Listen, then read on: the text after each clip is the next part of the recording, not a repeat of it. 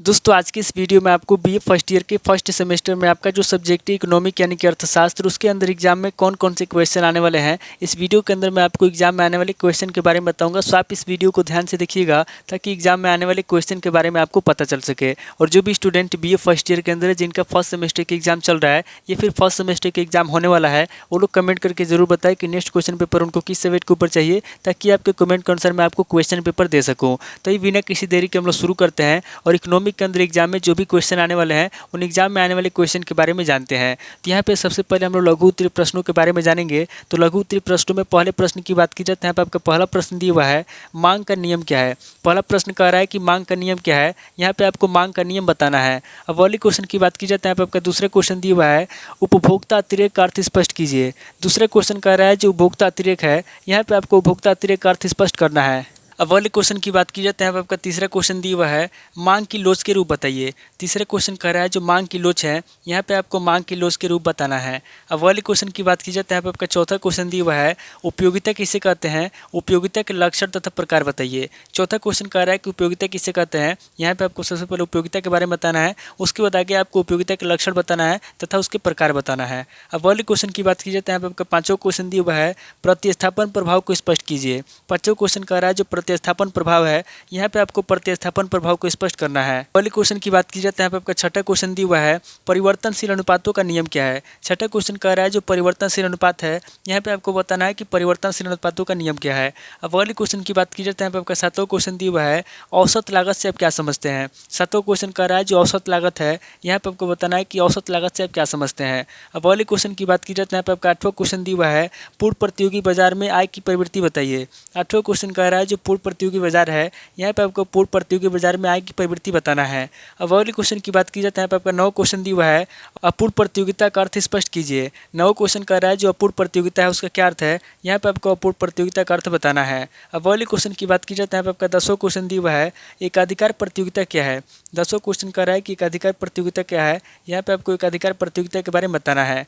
अब अगले क्वेश्चन की बात की जाए तो यहाँ पे आपका 11वां क्वेश्चन दिया हुआ है, कीमत दृढ़ता के कारण बताइए। 11वां क्वेश्चन कह रहा है जो कीमत दृढ़ता है उसके क्या कारण है, यहाँ पे आपको कीमत दृढ़ता के कारण बताना है। अब अगले क्वेश्चन की बात की जाए तो यहाँ पे आपको 12वां क्वेश्चन दिया हुआ है, एकाधिकार की विशेषताएं बताइए। 12वां क्वेश्चन कर रहा है जो एकाधिकार है उसकी क्या विशेषता है, यहाँ पे आपको एकाधिकार की विशेषता बताना है। अब अगले क्वेश्चन की बात की जाए तो यहाँ पे आपका 13वां क्वेश्चन दिया हुआ है, मूल्य विभेद कब संभव है स्पष्ट कीजिए। 13वां क्वेश्चन कर रहा है जो मूल्य विभेद कब संभव है, यहाँ पे आपको बताना है कि मूल्य विभेद कब संभव है और यहाँ पे इसको स्पष्ट करना है। अब अगले क्वेश्चन की बात की जाए तो यहाँ पे आपका 14वां क्वेश्चन दिया हुआ है, उत्पादन में बाहरी मितव्ययिता को उदाहरण द्वारा स्पष्ट कीजिए। 14वां क्वेश्चन कह रहा है जो उत्पादन है, यहाँ पे आपको उत्पादन में बाहरी मितव्ययिता के बारे में बताना है और उदाहरण द्वारा इसको स्पष्ट करना है। अब अगले क्वेश्चन की बात की जाए तो यहाँ पे आपका 15वां क्वेश्चन दिया हुआ है, साधन कीमत सिद्धांत क्या है। 15वां क्वेश्चन कह रहा है कि साधन कीमत सिद्धांत क्या है, यहाँ पे आपको साधन कीमत सिद्धांत के बारे में बताना है। अब अगले क्वेश्चन की बात की जाए तो यहाँ पे आपका 16वां क्वेश्चन दिया हुआ है, आयरों के सामाजिक चयन की विशेषताएं बताइए। 16वां क्वेश्चन कह रहा है जो आयरों के सामाजिक चयन की विशेषता है, यहाँ पे आपको आयरों के सामाजिक चयन की विशेषता बताना है।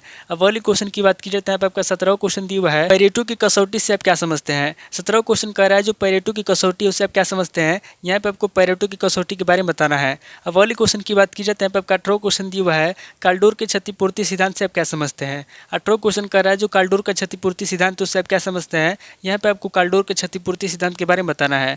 ये टोटल 18 क्वेश्चन हो गए जो आपसे लघु उत्तरीय प्रश्न में पूछे जाएंगे। अब आगे हम लोग दीर्घ उत्तरीय प्रश्नों के बारे में जानेंगे। तो यहाँ पे दीर्घ उत्तरीय प्रश्नों में पहले प्रश्न की बात की जाए तो यहाँ पे आपका पहला प्रश्न दिया हुआ है, आगमन प्रणाली से आप क्या समझते हैं, इसके गुण दोष की विवेचना कीजिए। पहला क्वेश्चन कह रहा है कि आगमन प्रणाली से आप क्या समझते हैं, यहाँ पे आपको सबसे पहले आगमन प्रणाली के बारे में बताना है, उसके बाद आगे आपको इसके गुण दोष की विवेचना करना है। अब अगले क्वेश्चन की बात की जाए तो यहाँ पे आपका दूसरा क्वेश्चन दिया हुआ है, मांग को प्रभावित करने वाले तत्वों की व्याख्या कीजिए। दूसरे क्वेश्चन कह रहा है जो मांग को प्रभावित करने वाले तत्व हैं, यहाँ पे आपको मांग को प्रभावित करने वाले तत्वों की व्याख्या करना है। अब अगले क्वेश्चन की बात की जाए तो यहाँ पे आपका तीसरा क्वेश्चन दिया हुआ है, उपभोक्ता की बचत में प्रोहेक्स के योगदानों का वर्णन कीजिए। तीसरा क्वेश्चन कह रहा है जो प्रोहेक्स है, यहाँ पे आपको उपभोक्ता की बचत में प्रोहेक्स के योगदानों के बारे में बताना है।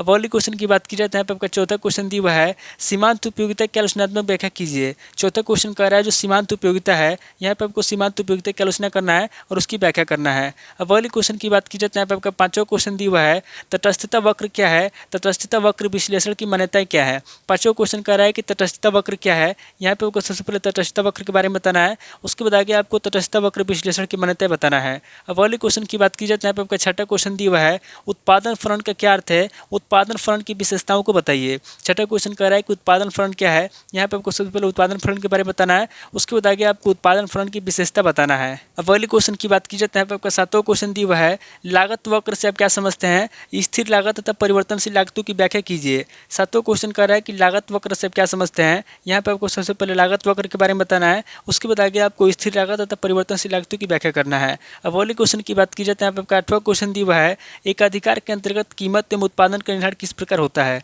आठवां क्वेश्चन कह रहा है जो एक अधिकार है, यहाँ पे आपको एक अधिकार के अंतर्गत कीमत एवं उत्पादन के बारे में बताना है और उसके निर्धारण किस प्रकार होता है उसके बारे में आपको बताना है। अब अगले क्वेश्चन की बात की जाए तो यहाँ पे आपका नौ क्वेश्चन दिया हुआ है, खेल सिद्धांत की अवधारणा का उल्लेख कीजिए। नौ क्वेश्चन कह रहा है जो खेल सिद्धांत है, यहाँ पे आपको खेल सिद्धांत की अवधारणा के बारे में बताना है और खेल सिद्धांत की अवधारणा का उल्लेख करना है। अब अगले क्वेश्चन की बात की जाए तो यहाँ पे आपका 10वां क्वेश्चन दिया हुआ है, अपूर्ण प्रतियोगिता के अंतर्गत बाजार की स्थिति की समीक्षा कीजिए।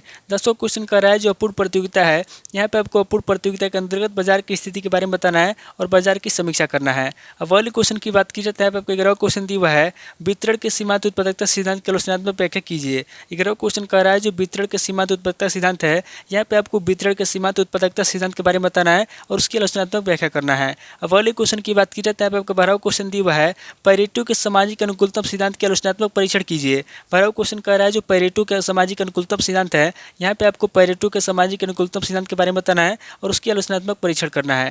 तो टोटल आपके 12 क्वेश्चन हो गए जो आपसे दीर्घ उत्तरीय प्रश्न में पूछे जाएंगे। तो इस वीडियो के अंदर मैंने आपको लघु उत्तरीय प्रश्न और दीर्घ उत्तरीय प्रश्न दोनों तरह के प्रश्नों के बारे में बता दिया, सो आप इन प्रश्नों को नोट कर लीजिए और किसी किताब से सीरीज से मिलाकर के याद कर लीजिए। तो दोस्तों आज इस वीडियो को मैं स्किप करता हूँ, मिलता है आपसे नेक्स्ट वीडियो में। अगर आपको वीडियो अच्छा लगा तो वीडियो को लाइक कीजिए, शेयर कीजिए और कमेंट करके बताइए कि आपको नेक्स्ट क्वेश्चन पेपर किस सब्जेक्ट के ऊपर चाहिए। थैंक यू दोस्तों।